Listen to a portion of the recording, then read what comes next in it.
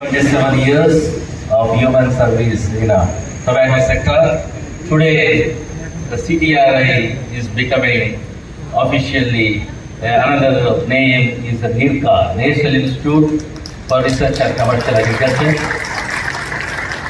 Yeah, thank you.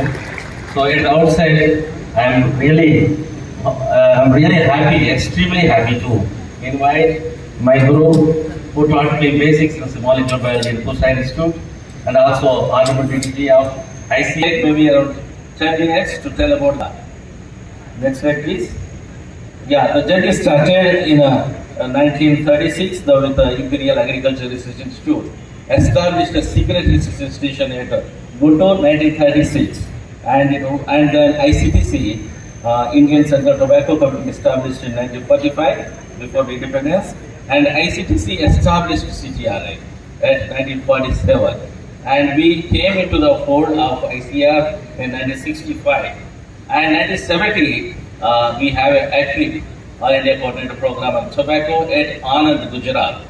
New Delhi. And then we thought of constituting a committee so that a thorough discussion can go with the institute staff, and also some wisdom should come from different individuals. Then various names were suggested for this institute. One of the names was National Institute on Coastal Agriculture.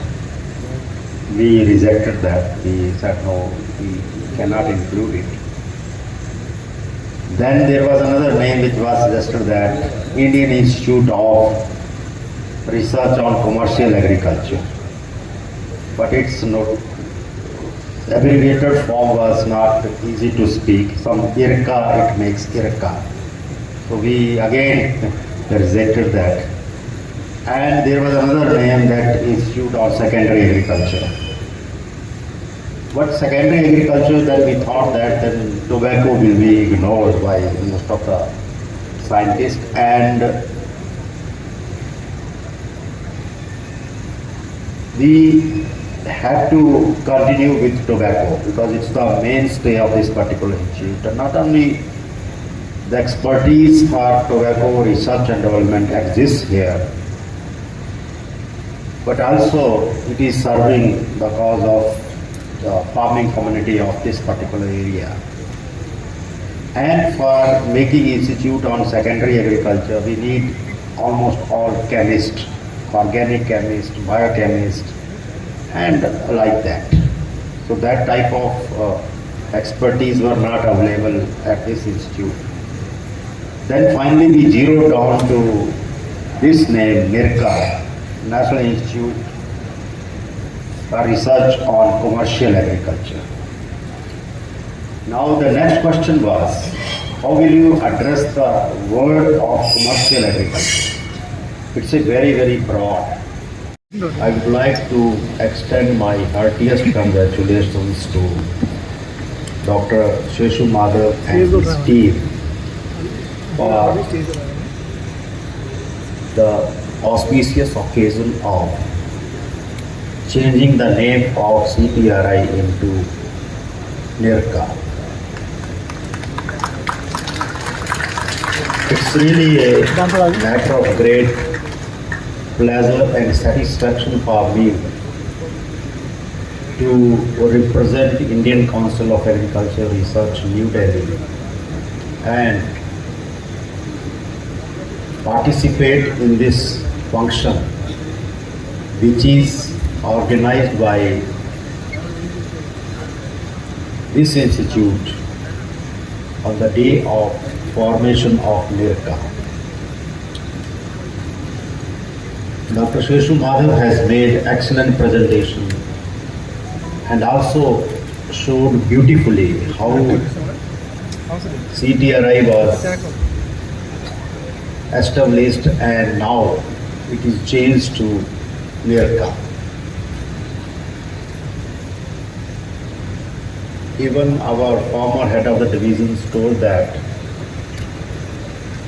this thought was going on for the past more than 3 decades, how to broaden the mandate of this institute.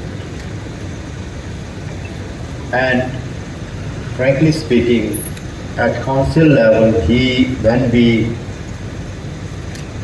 proposed budget for this particular institute, there were a lot of problems from government side, because on the one hand we are saying that we should not use tobacco and tobacco products, but on the other hand, how we are supporting research and development to this particular crop, that is tobacco. CTRA అనేది 70 సంవత్సరాలు పూర్తి చేసుకున్న సందర్భంలో director గారు వచ్చిన తర్వాత చాలా పెద్ద ఎత్తున కార్యక్రమాన్ని నిర్వర్తించారు 2 సంవత్సరాల క్రితం. ఈరోజు CTRI మరొక నూతన అధ్యాయాన్ని ప్రారంభించబోతుంది. CTRI అనేది ఇవాళ టుబాకో మూలంగా దేశంలో ఈ పంటని ఎగుమతి చేయడం మూలంగా మన దేశంలో 10%నే వినియోగిస్తున్నాం. రిమైనింగ్ మన రైతులు పండించేటువంటి అతి నాణ్యమైనటువంటి పొగాకుని 90% విదేశాలకి మనం ఎక్స్పోర్ట్ చేయడం మూలంగా గవర్నమెంట్ ఆఫ్ ఇండియాకి ఫారిన్ కరెన్సీ అనేది చాలా ఎక్కువగా లభించేటువంటి పరిస్థితిని మనం గమనిస్తున్నాం. అయితే టుబాకో కొన్ని నిబంధనలు, మంచి ఆదాయం వచ్చే పరిస్థితి ఉన్నప్పటికీ కూడా దానికి ఉన్నటువంటి పరిస్థితుల దృష్ట్యా టుబాకోతో పాటు మరికొన్ని పంటల్ని, మన దేశంలో పండిస్తున్నటువంటి పంటల్ని ఈ టుబాకో CTRIకి యాడ్ చేయడం మూలంగా అశ్వగంధ కానీ, ఆముదం కానీ, మిర్చి కానీ, పసుపు కానీ అనేక అంశాలని డైరెక్టర్ గారు మన ముందు ప్రస్తావించారు. ఈ పంటల గురించి ఈ అశ్వగంధ అనేది ఈ మధ్యకాలంలో ఒక గోల్డ్ మెడలిస్ట్ పంజాబ్లో ఎంఫార్మసీ చేశారు, డాక్టరేట్ అయిన వాళ్ళిద్దరు ముగ్గురు స్నేహితులతో కలిసి ఈ అశ్వగంధ ఎక్స్ట్రాక్షన్ని మనం ప్రపంచ దేశాలకి ఎగుమతి చేయాలని, ఆల్రెడీ వాళ్ళ ఇండస్ట్రీని స్టార్ట్ చేయాలని హైదరాబాద్లో స్థలం తీసుకోవడం జరిగింది. ఏదైతే ICAR కింద దేశంలో దాదాపు అన్ని పంటలకి సంబంధించి వారి ఉత్పత్తుల్ని పరిశోధన చేసి రైతులను ముందుకు నడిపించడం కోసం దాదాపు 103 సంస్థలు పనిచేస్తూ ఉన్నాయి ICAR కింద. అందులో CTRI ఒకటి. ఈ సిటిఆర్ఐ దాదాపు 75 సంవత్సరాల క్రితం ఈ రాజమండ్రిలో నెలకొల్పబడి ఈ ప్రాంతంలో ఉన్నటువంటి ఏదైతే టొబాకో రైతులకు వెన్నుదన్నుగా ఉన్నటువంటి పరిస్థితి మనందరికీ కూడా తెలుసు. ఒక ప్రతిష్టాత్మక సంస్థ సిటిఆర్ఐ ఈ ప్రాంతంలో మనంతా గర్వించదగినటువంటి సంస్థ. అయితే దీన్ని మరింత విస్తృతంగా దీని పరిధిని విస్తరించాలి. టొబాకోలో పరిశోధన చేసి టొబాకో ఉత్పత్తులను మనం పెద్ద ఎత్తున ముందున్నప్పటికీ కూడా టొబాకో వాడకంలో కొన్ని ఇబ్బందులు ఉన్నాయి కాబట్టి అదే ప్రభుత్వం మళ్ళీ టొబాకో వాడకాన్ని కూడా ప్రమాదం అని చెప్తుంది. కాబట్టి దీన్ని మరిన్ని పంటల్ని దీని పరిధిలోకి తీసుకుని వచ్చి దీన్ని విస్తృతపరచాలనేటువంటి ప్రభుత్వం చేసినటువంటి ఆలోచనలో భాగంగా ఇప్పుడున్నటువంటి టొబాకోతో పాటు ఏదైతే మిర్చి, పసుపు, ఆముదం, అశ్వగంధ కలిపి 5 పంటల్ని కలిపి ఇవాళ నెర్క అనేటువంటి పేరుతో మనం ఇవాళ కొత్తగా ఈ సంస్థని ప్రారంభించుకోవడం జరిగింది. సిటిఆర్ఐ పరిధి పేరు మార్చి మరింత national institute of research and commercial agriculture. ఒక పంటకు ఉండేటువంటి సంస్థని మరొక పేరుతో ఇవాళ దాని పరిధిలోకి 5 పంటలను తీసుకురావడం ఈ ప్రాంతంలో ఉన్నటువంటి రైతులందరికీ కూడా పెద్ద ఎత్తున ప్రయోజనం చేకూరుతుంది అనేటువంటి విషయంలో ఏమాత్రం కూడా అనుమానం. ఈ అవకాశాన్ని మనం అంతా వినియోగించుకోవాల్సినటువంటి అవసరం ఉంది.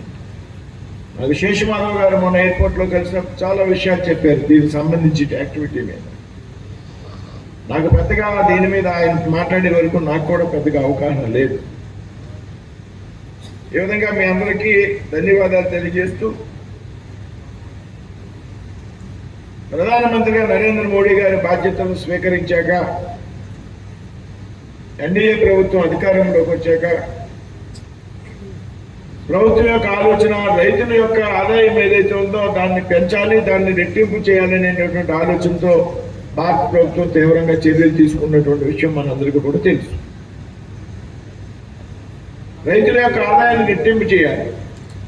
అది ఏ రైతైనా కావచ్చు, వరి కావచ్చు, పసుపు కావచ్చు, మిర్చి కావచ్చు అనేటువంటి ఆలోచనతో నరేంద్ర మోడీ గారి ప్రభుత్వం పనిచేస్తూ ఉంది. అందులో భాగంగా రైతుల యొక్క ప్రయోజనాల కోసం అనేక చర్యలు తీసుకున్నటువంటి సంగతి మన అందరికీ కూడా తెలుసు. రైతుల కోసం, రైతుల శ్రేయస్సు కోసం అన్ని పంటలకి కూడా అనేకమైనటువంటి ప్రోత్సాహకాలు ప్రకటించినటువంటి ప్రభుత్వం నరేంద్ర మోడీ గారి ప్రభుత్వం అనేది మనం అందరూ కూడా గమనించాలి. దయచేసి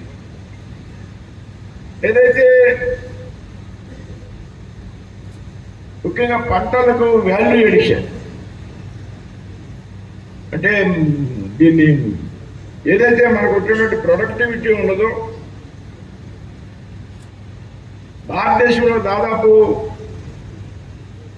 అన్ని పంటల్లో కూడా ఉన్నప్పటికీ కూడా కొన్ని దురదృష్టం ఇక్కడ వాల్యూ ఎడిషన్ చేసేటువంటి పరిజ్ఞానం రైతులకు లేకపోవడం వల్ల మన ఉత్పత్తులు ఏవైతే ఉన్నాయో మన ఉత్పత్తుల్లో కొన్ని విదేశాలకు వెళ్ళి ఎగుమతి పోయి అక్కడ వాల్యూ ఎడిషన్ని అంటే విలువని జోడించుకుని విలువ ఆధారిత అక్కడ వాల్యూ ఎడిషన్ చేసుకుని తిరిగి మనకి ఇంపోర్ట్ అవుతున్నటువంటి సంగతి మనంతా కూడా గ్రహించాలి. కాబట్టి ఇందాక డైరెక్ట్గా చెప్తున్నారు వాల్యూ ఎడిషన్ ఇవాళ భారతదేశంలోనే చేయాలి అనేటువంటి తలంపుతో భారత ప్రభుత్వం ఉన్నది. దానికి సంబంధించినటువంటి చర్యలు తీసుకుంటున్నాము అనేటువంటి విషయాన్ని కూడా డైరెక్ట్గా చెప్తున్నారు. ఉదాహరణకు పసుపు, మిరప సాగులో భారతదేశం మొదటి స్థానంలో ఉంది. మొదటి స్థానంలో ఉన్నప్పటికీ కూడా ఇది ఆంధ్రప్రదేశ్లో కానీ తెలంగాణలో కానీ పెద్ద ఎత్తున సాగు చేస్తారు. మనకు భారత ప్రభుత్వం పసుపు బోర్డు కూడా నాకు తెలుసుండి తెలంగాణలో ఏర్పాటు చేసినటువంటి సంగతి మీరంతా కూడా మనందరికీ కూడా తెలుసు. ధర్మపురి అరవింద్ గారు కృషి కారణంగా పసుపు బోర్డుని బహుశా నిజామాబాద్లో అనుకుంటా అక్కడ ఏర్పాటు చేయడం జరిగింది. అంటే ఇవన్నీ కూడా అలాగే ఆముదం ఉత్పత్తిలో భారతదేశం మొదట్లో. ఆముదం ఉత్పత్తిలో భారతదేశం మొదటి స్థానంలో ఉన్నది కానీ అదేవిధంగా ఆముదాన్ని కూడా మళ్ళీ భారతదేశం దిగుమతి చేసుకుంటాం. ఎందుకు ఇక్కడ ఉత్పత్తి బాగా ఉంది, మళ్ళీ మనం దిగుమతి చేసుకోవాల్సినటువంటి పరిస్థితి వచ్చింది అంటే వాల్యూ ఎడిషన్ ఆధారితం మన దగ్గర లేకపోవడం వల్ల బయట రాష్ట్రాలకు పోయి బయట దేశాలకు పోయి మళ్ళీ అక్కడ వాల్యూ ఎడిషన్ చేసుకుంటే మళ్ళీ మనం దాన్ని ఇంపోర్ట్ చేసుకుంటాం.